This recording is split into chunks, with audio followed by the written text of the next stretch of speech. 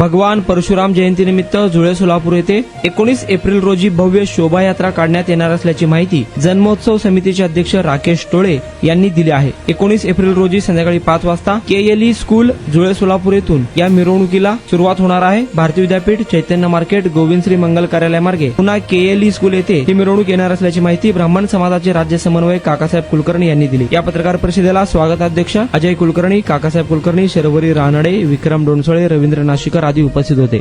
त्या धर्तीवरती सोलापूरमध्ये सुद्धा आम्ही 19 तारखेच्या मुहूर्तावरतीच, अक्षय तृतीयेच्या मुहूर्तावरतीच आम्ही भगवान परशुराम जन्मोत्सव साजरा करणार आहोत।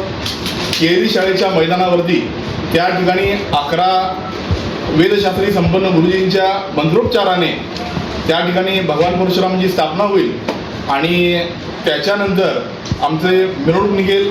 मिरवणुकीचा मार्ग असेल केएलई शाळा, भारतीय विद्यापीठ, चैतन्य मार्केट आणि चैतन्य मार्केटवर पुन्हा यू टर्न असेल आणि पुन्हा भारतीय विद्यापीठ, गोविंदश्री मंगल कार्यालय आणि केएलई शाळा असा हा शोभायात्रेचा मार्ग असेल। या शोभायात्रेमध्ये आदरणीय टोळेसाहेब सांगितल्याप्रमाणे ज्या समाजातील वरिष्ठांनी, दिग्गजांनी, ज्येष्ठांनी समाजासाठी भरीव असं योगदान दिलेलं आहे त्यांचा सन्मान व्हावा अशी सगळ्या समाज बांधवांची अपेक्षा होती आणि त्या दृष्टिकोनातनं प्रायोगिक म्हणून पहिल्यांदा म्हणून आम्ही 5 ज्येष्ठांचा गौरव करण्याचा मानस आम्ही यावेळेला ठेवलेला आहे। तर त्या 5 लोकांचं फोटो असेल आणि त्यांच्या कारकिर्दीविषयी त्या ठिकाणी लिहिलेलं असेल। नंबर 2, विष्णूच्या दशावताराचं चित्ररथ त्या ठिकाणी तो सुद्धा असेल आणि त्याची सुद्धा त्या ठिकाणी माहिती त्या शोभायात्रेमध्ये असेल, हे याचं खास आकर्षण असेल।